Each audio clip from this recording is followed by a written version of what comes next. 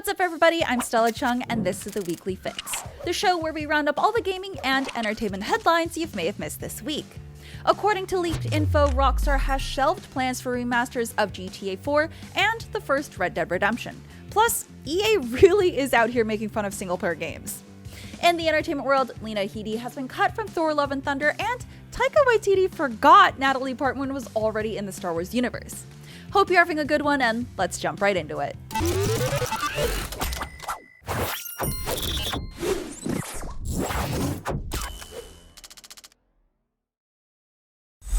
Rockstar Games has reportedly decided to shelve plans for remakes for games like Red Dead Redemption and GTA 4 to focus on GTA 6. As per a tweet by prominent leaker Tezfun and then confirmed by Kotaku, both remasters were, quote, on the table a few years ago, but Rockstar chose not to proceed with their projects in mind. The decision to put the remakes on hold was made in response to the exceptionally poor reception of last year's GTA Trilogy Definitive Edition, which sadly was more definitively buggy than anything else. But on the bright side, scrapping the remastered means Rockstar Games will focus its efforts on GTA 6, which was confirmed to be in development earlier this year. That said, this doesn't mean fans should expect any news on GTA 6 anytime soon. Rockstar will reveal the next game when they're good and ready, and when they do, you better believe we'll report on it. Moving on, we have an official release date for this year's NBA 2K game and the reveal of which player will grace its cover, none other than the legendary basketball champion, Michael Jordan. The beloved Chicago Bull will appear on both the NBA 2K23 Michael Jordan Edition and the premium NBA 2K23 Championship Edition. Jordan has been retired from basketball for almost 20 years, but according to Alfie Brody, NBA 2K's VP of Global Marketing Strategy, after making 23 the most recognizable number in sports, it was only fitting that for NBA 2K23 we introduce the Michael Jordan Edition. 2K confirmed the latest entry will see the return of the Jordan Challenges, first seen in NBA 2K11. These challenges recreate defining moments from Jordan's career for players to relive themselves. The challenges will take advantage of 2K23's modern tech, pulling moments from Jordan's NBA career with the Chicago Bulls and Team USA playtime. This marks the fourth time Jordan has appeared on an NBA 2K cover, previously appearing on NBA 2K11, NBA 2K12, and the NBA 2K16 Special Edition. NBA 2K23 is set to release this year, September 9th, and 2K will release a deeper look at the Jordan Challenges sometime later this summer. And finally, dust off your chainsaws and get your cheerleader uniform dry cleaned, as the cult classic 2012 Grindhouse hack and slash lollipop chainsaw is getting a remake in 2023. The remake aims to recreate the original with, quote, a more realistic approach to graphics. An official title or platform has yet to be announced, but the original game's producer, Yoshimi Yasuda, confirmed the remake would be a combination of staff from the original dev team with additional talent from Dragami Games. Yasuda confirmed Lollipop Chainsaw's intellectual property was brought from Kadokawa Games to develop the remake, and with the support of Warner Bros. Development is underway. In addition, due to licensing issues, only a few of the original game's 16 tracks would return with the upcoming remake consisting of new music. My only hope is Jessica Negri returns as the official cosplay for Juliet Starling. It's only fitting. Electronic Arts has a long history of rubbing gamers the wrong way, and a recent joke posted on EA's official Twitter account continues this tradition. The account posted, "They're a 10, but they only like playing single-player games." A play on a recent TikTok trend that has since spread across other social media platforms. It's unclear how this was supposed to be interpreted, but it comes across like they're saying single-player games are inferior to multiplayer ones? I don't know. The joke didn't sit well with a lot of folks, including YouTuber Jacksepticeye, the Game Awards host Jeff Keighley, and Vince Zampella, head of Respawn Entertainment. You know, the EA-owned studio behind the hit single-player game Star Wars Jedi Fallen Order and its highly anticipated sequel Jedi Survivor. EA has published a ton of incredible single-player games over the years, including the Mass Effect trilogy, Dragon Age, and Dead Space series, all of which have sequels in the works. Meanwhile, EA's multiplayer games have been the subject of heavy criticism for predatory microtransactions and loot boxes. So really, who is this tweet for? After getting dogpiled by over 12,000 quote tweets and over 9,000 replies, most of which were dunking on them, EA acknowledged the mistake with "roast well deserved. We'll take this L cause playing single player games actually makes them an 11. Moving on, the light at the end of the tunnel for Halo Infinite fans is near as the long-awaited co-op campaign mode is hitting beta this month. 343 Industries announced a 2-week-long beta preview of the co-op campaign. It will include the entire campaign and it's available to anyone who either owns Halo Infinite or has Xbox Game Pass. But players will need to start a new playthrough and progress will not carry over to the final version. Console players looking to try it out will need to join the Xbox Insider program, while Steam players can only access it if they're part of the Halo Insiders program. Once the full feature is released, players will not need a separate co-op file to play, and progression will count towards their regular playthrough for all players involved. Cross-platform play will be fully supported. The experience will be consistent across platforms. Great news, everyone! One of the biggest games of the year is officially coming out this year. God of War Ragnarok got a release date of November 9th this morning, along with a brand new CG trailer and not one, but 2 different collector's editions. PlayStation announced God of War Ragnarok will be released with 4 editions: the Launch Edition, the Digital Deluxe Edition, the Collector's Edition, and the Jotnar Collector's Edition, which is like a Super Collector's Edition.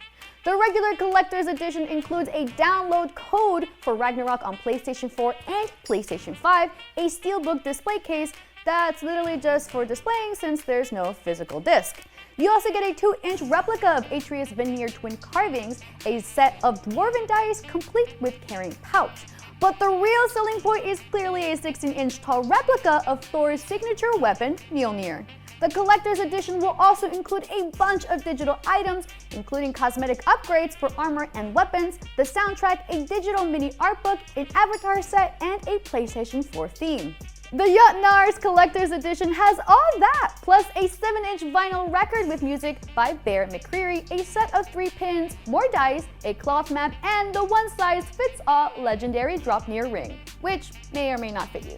There's also the Digital Deluxe Edition, which includes all the cosmetic and digital items, and the regular old Launch Edition, which also has a couple in-game cosmetics, so nobody feels too left out.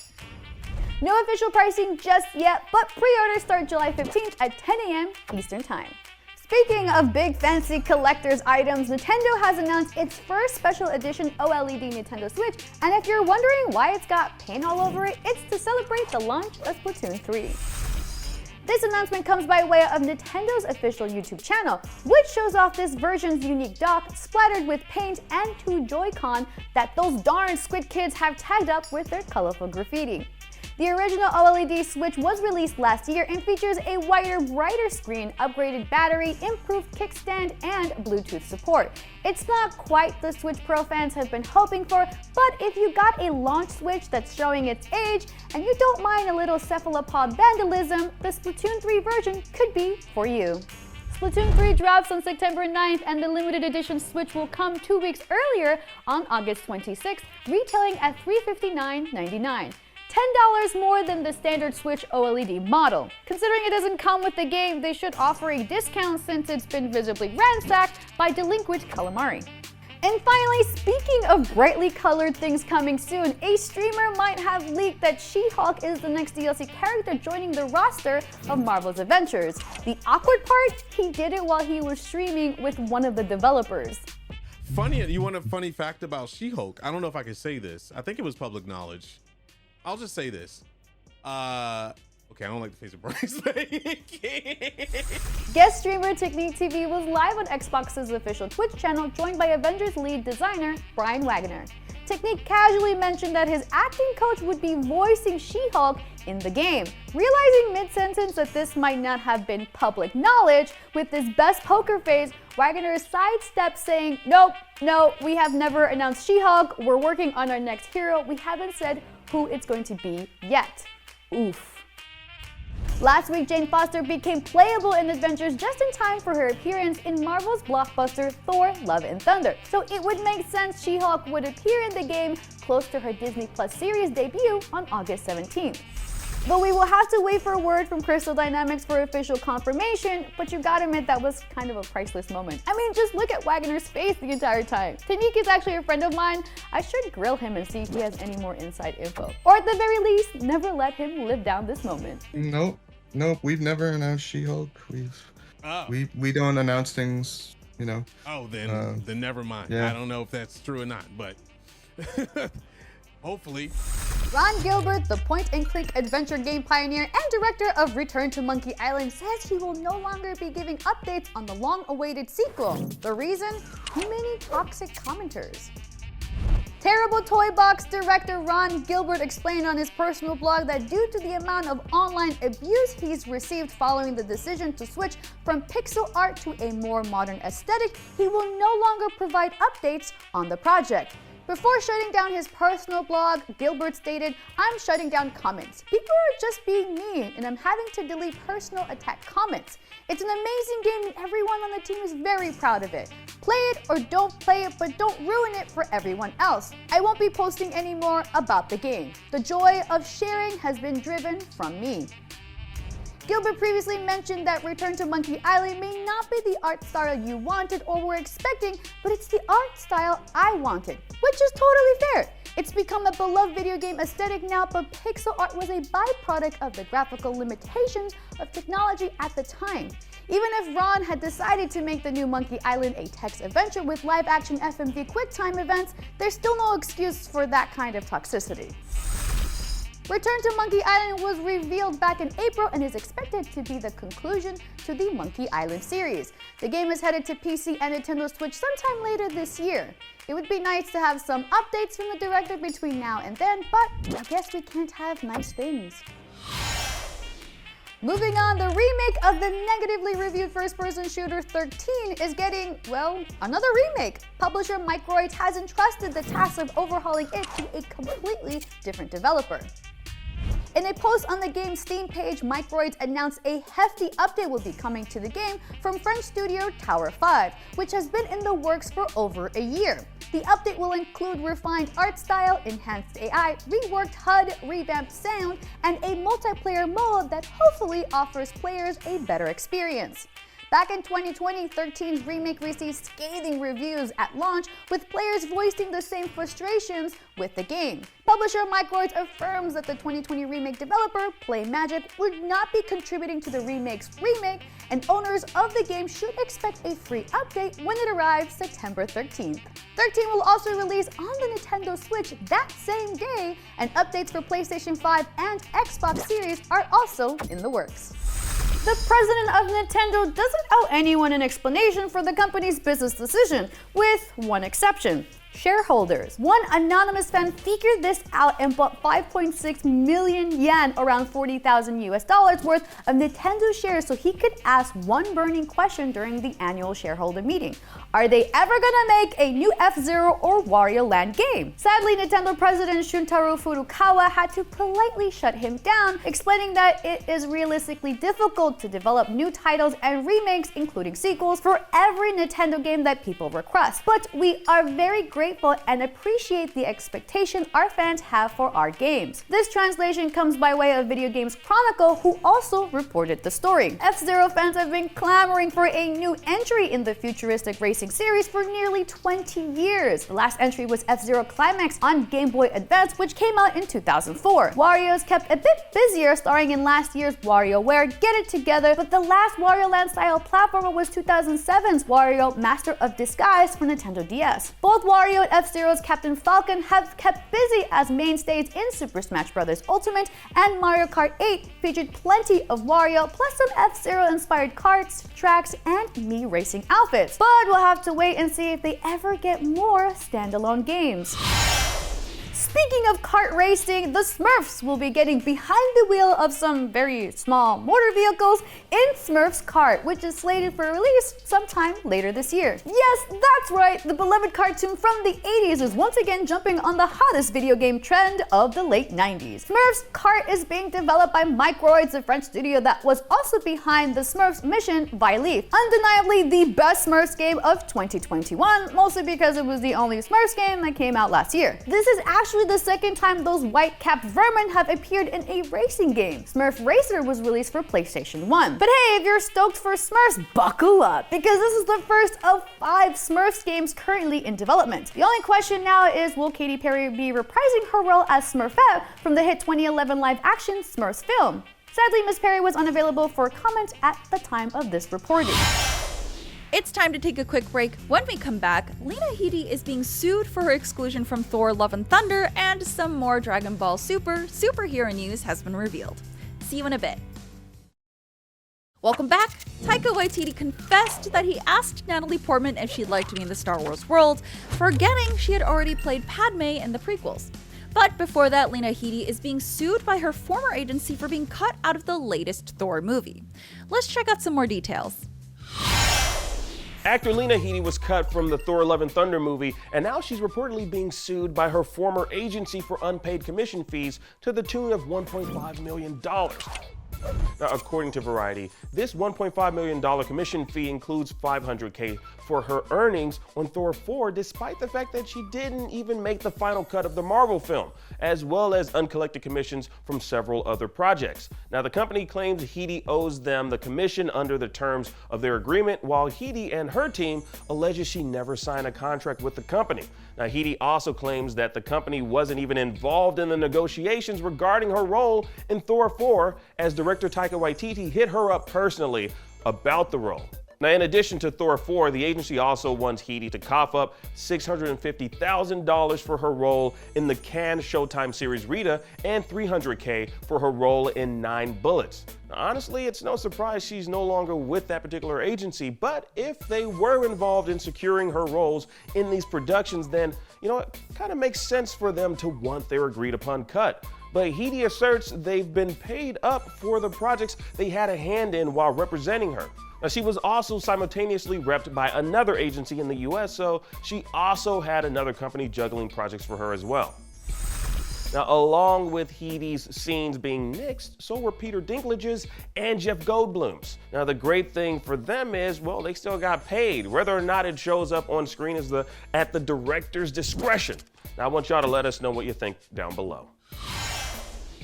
All right, now in another corner of the Disney universe, Tim Allen isn't too happy with the Pixar film Lightyear. Now, while the film seems light years ahead of its predecessors in the Toy Story franchise, generating a whole lot of buzz for its rather moody tone, the OG Buzz Lightyear actor decided to weigh in on things while speaking with Extra. Now, he mentions how he wishes there was a better connection to the Toy Story films, how this is an entirely new team that worked on the project, and how he remembers talking about working on something just like this many years ago. Now, he said, quote, "We talked about this many years ago. It came up in one of the sessions. I said, what a fun movie that would be. And with the final product being so far removed from the source material, honestly, I'm curious to know what you all think about Lightyear. If you've seen it, let us know down below."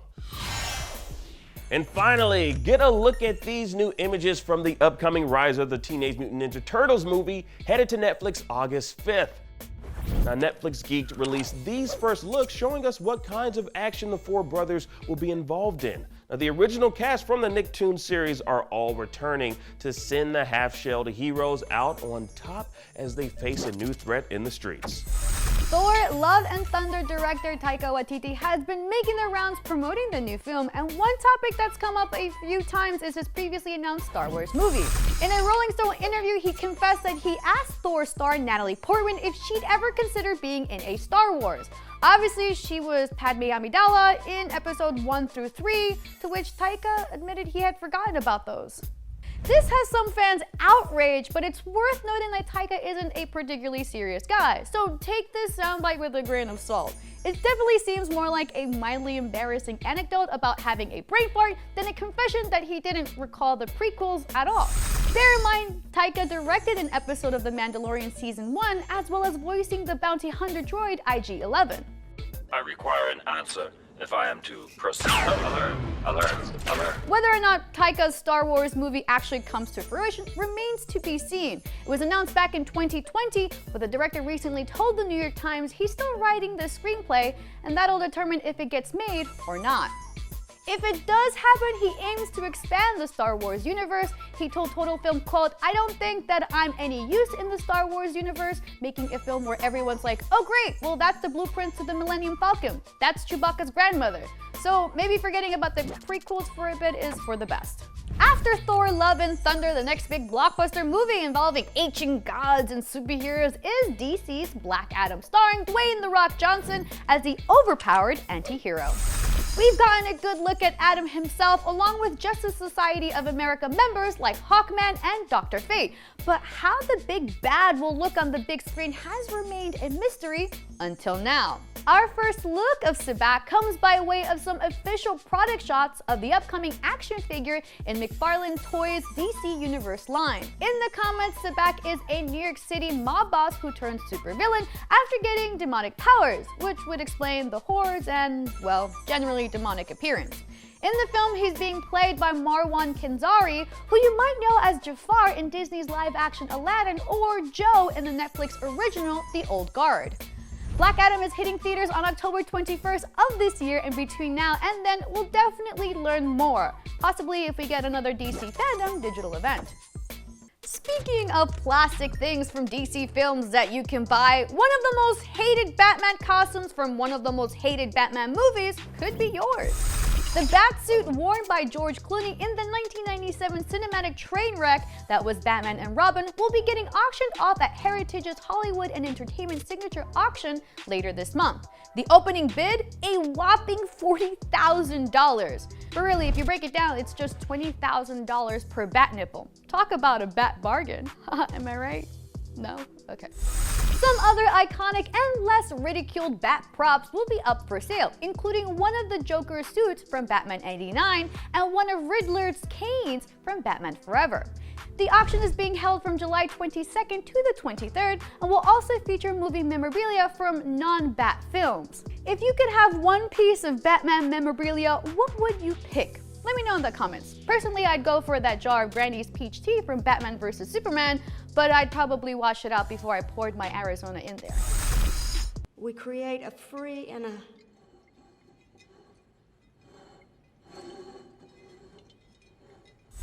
All right, now we've got a new official trailer for Dragon Ball Super Superhero chock full of spoilers. So if you're in the US and managed to avoid all of the spoilers thus far, which is honestly impossible if you're a DBS fan at this point, then you may want to hop off this Nimbus cloud right now. All right, you ready? Here we go. Now, the producers of Superhero likely realize that there's no real purpose in not revealing some of the major surprises of the anime movie, as it's been out for weeks now in Japan and isn't slated for a stateside release till August. In the new promo, we finally see one of the major antagonists of the film, Cell Max. Now, obviously not the perfect Cell we've been hoping to see make a return to the Dragon Ball franchise, but this is a good sign that the classic DBZ character is still likely to make a comeback at some point, although he hasn't in the canonical manga. So while the only hope we have of seeing Perfect Cell is in fact in the subsequent movies, Cell Max should be enough to keep us excited for what's to come. Now we also get a new form for Piccolo, giving the Namekian a new orange color scheme with a more muscular build, and it's called Orange Piccolo. This is the official name of that particular form. Now this marks his second transformation in the movie, with his first giving him a golden tinge, which we've seen in earlier trailers. Then we have Final Gohan, clad in long white hair and red eyes. Now this form was actually revealed to be called Gohan Beast, according to Toriyama. We also see Shenron showing up to grant Bulma a few wishes, such as a larger booty and longer eyelashes. You know, the important things in life for a middle-aged mother of two to wish for while the Earth is on the brink of destruction. Now, Bulma gets a bigger booty and Gotenks shows off his while taunting a villain. Now, he's a big chubby boy here, so maybe Trunks and Goten screwed up the fusion transformation dance. We'll get to see what else is in store for us Dragon Ball fans when Superhero arrives stateside August 19th. Now, in other news, the Horizon television series is apparently named Horizon 2074, which likely means it's set during the fall of civilization. Now, that means we're getting a prequel of sorts, and the events that we'll see in the series will take place 1,000 years before the games Forbidden West and Zero Dawn. Now, the name was shared alongside a crew listing on the Directors Guild of Ontario, spotted by industry insider Jeff Grubb. That date, 2074, is just slightly later than the 2066 date both games reference as the fall of civilization in the 21st century. So while we may not get to meet characters like Aloy and Silence or the majority of characters we've grown to love from the games, hopefully we'll get to at least meet Elizabeth Sobek in the flesh. Still, are you looking forward to the Horizon TV series? Comment down below and let's discuss. And finally, a One Piece Day is coming our way. Toei Animation announced that the 2-day event will commemorate the anniversary of the debut of the One Piece manga, and it'll stream all the festivities in Japanese and English on YouTube July 22nd through the 23rd. Now, the live stream will feature a preview of the upcoming One Piece Red anime film, along with other One Piece related projects announced. COLOSSEL 2022 took place this weekend and it had around 1,024 players attending, and it was graded a gold tier tournament on the Smash World Tours circuit with a $10,692 prize pool. MKLeo showed up and faced off against Meister in the first match and was knocked down 3-2. This was the first time Meister beat Leo in an offline tournament bracket, which was a huge win for him. However, Leo did drag himself out of the losers finals against Chang and rematched against Meister for the COLOSSEL 2022 finals. MKLeo proceeded to take a perfect 6-0 win over Meister as the champion of COLOSSEL 2022. I'm Stella Chung, and that was your weekly fix. We'll be back here next Saturday with more of the biggest gaming and entertainment news of the week. See you then.